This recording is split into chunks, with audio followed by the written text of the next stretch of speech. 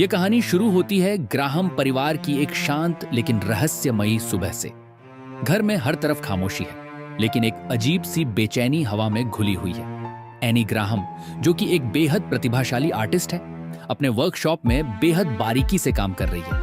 वह अपने क्राफ्ट का उपयोग करके इंसानी दुनिया की हूबहू छोटी प्रतिकृतियां बनाती है, जिन्हें देखकर ऐसा लगता है मानो हम किसी असली घर को देख रहे हों। घर के कोने में उसके पति स्टीव और बच्चे पीटर और चार्ली अपनी अपनी दुनिया में खोए हुए हैं। लेकिन ये कोई सामान्य परिवार नहीं है। एनी की मां एलन ली का हाल ही में निधन हुआ है और एलन का साया इस पूरे परिवार पर हमेशा से भारी रहा है। एनी की बेटी चार्ली परिवार की सबसे अलग और थोड़ी डरावनी सदस्य है। वह घंटों तक अपने कमरे में अजीबोगरीब आकृतियां बनाती रहती है। उसकी ड्राइंग्स और उसके हाव भाव कुछ ऐसे हैं जो दर्शकों को पहली बार में ही डरा देते हैं।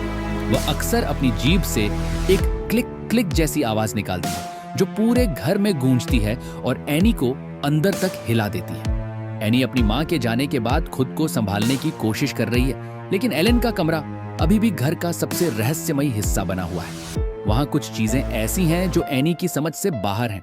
दीवारों पर खुदे हुए अजीब निशान और कमरे में मौजूद वह त्रिकोण जो एनी को किसी अनहोनी का संकेत देते हैं। कहानी में मोड़ तब आता है जब एनी एक ग्रीफ सपोर्ट ग्रुप ज्वाइन करने का फैसला करती है। वहां वह अपनी मां के बारे में कुछ ऐसे सच उगलती है जो किसी भी इंसान के रोंगटे खड़े कर देने के लिए काफी है।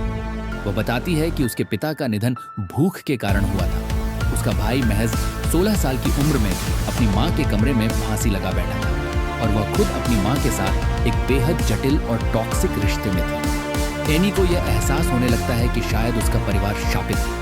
वह बताती है कि कैसे उसकी मां ने चार्ली को बचपन में उसे फीड करने से रोका था और कैसे वह एलन के साए से पूरी तरह मुक्त नहीं हो पा रही है। इधर पीटर की जिंदगी में भी अजीब चीजें होने लगती हैं। वह स्कूल का एक सामान्य लड़का है जो अपनी क्रश ब्रिजेट के ख्यालों में खोया रहता है, लेकिन घर की मौत और मातम उसके मन पर गहरा असर डाल रहे हैं। एक दिन एनी पीटर को जबरदस्ती एक पार्टी में चार्ली को साथ ले जाने के लिए मजबूर करती है। पीटर नहीं चाहता, लेकिन उसे माननी पड़ती है। पार्टी में चार्ली को वहां मौजूद चॉकलेट केक से एलर्जी होती है, क्योंकि उसे पता नहीं था कि उसमें नट्स हैं। चार्ली की सांसें रुकने लगती हैं और पीटर हड़बड़ी में उसे कार में बिठाकर अस्पताल की तरफ दौड़ता है। यह फिल्म का सबसे दिल दहला देने वाला मोड़ है। कार की रफ्तार तेज है, चार्ली का दम घुट रहा है और वह खिड़की से बाहर सिर निकालती है। तभी सड़क पर एक मरे हुए हिरण का शव आता है। पीटर उसे बचाने के लिए अचानक स्टीयरिंग घुमाता है और चार्ली का सिर बाहर होने की वजह से सड़क के किनारे लगे एक बिजली के खंभे से टकरा जाता है। वह दृश्य इतना भयानक है कि पीटर पूरी तरह स्तब्ध रह जाता है। वह गाड़ी नहीं रोकता, वह सीधे घर पहुंचता है और अपने बिस्तर पर जाकर लेट जाता है, जैसे कुछ हुआ ही ना हो। वह सदमे में है और उसका मन उसे उस खौफनाक मंजर से दूर ले जाने की कोशिश कर रहा है। अगली सुबह जब एनी अपनी कार में चार्ली को ढूंढने जाती है तो उसे अपनी बेटी का कटा हुआ सिर सड़क के किनारे मिलता है। उसके चिल्लाने की आवाज इतनी दर्दनाक है कि दर्शक हिल जाते हैं। इसके बाद पूरा घर कब्रिस्तान में बदल जाता है। एनी और स्टीव के बीच की दूरियां बढ़ जाती हैं और पीटर खुद को अंदर ही अंदर खत्म कर रहा है। एनी इस हादसे के बाद पूरी तरह से टूट चुकी है। वह रात रात भर जागती है और धीरे धीरे उसे यकीन होने लगता है कि शायद कोई अदृश्य शक्ति है जो उसके परिवार को बर्बाद कर रही है। तभी उसकी मुलाकात जोन से होती है। जोन एक ऐसी महिला है जो एनी को एक सेस यानी आत्माओं से बात करने के तरीके के बारे में बताती है।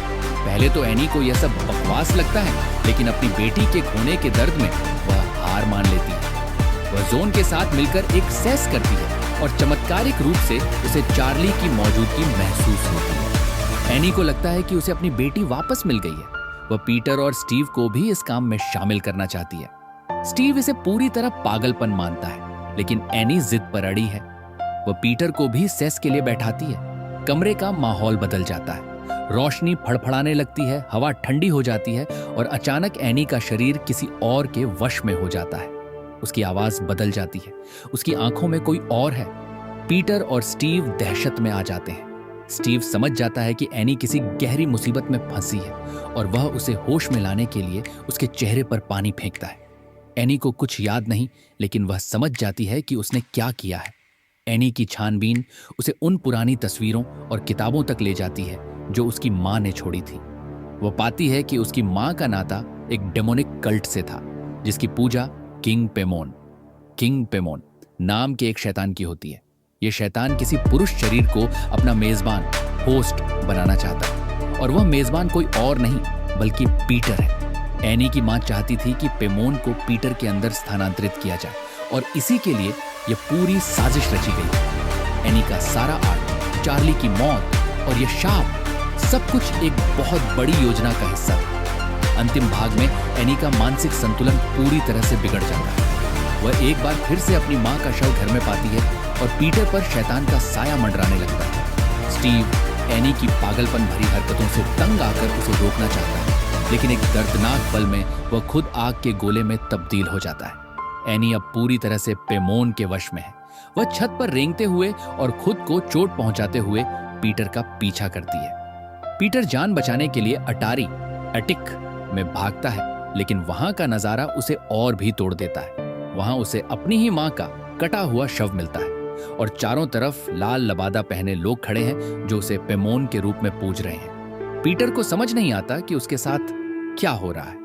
वह अपनी जान बचाने के लिए खिड़की से कूद जाता है, लेकिन वहां उसका अंत नहीं बल्कि एक नया जन्म होता है। उसकी आत्मा चली जाती है और उसका शरीर अब किंग पेमोन का सिंहासन बन चुका है। वह धीरे से उठता है और सब उसे पेमोन कहकर पुकारते हैं। फिल्म का अंत उसी घर की एक ऐसी तस्वीर के साथ होता है जो अब केवल एक असली घर नहीं बल्कि एक आर्टिस्ट की बनाई हुई मिनिएचर डॉल हाउस जैसी लगने लगती है।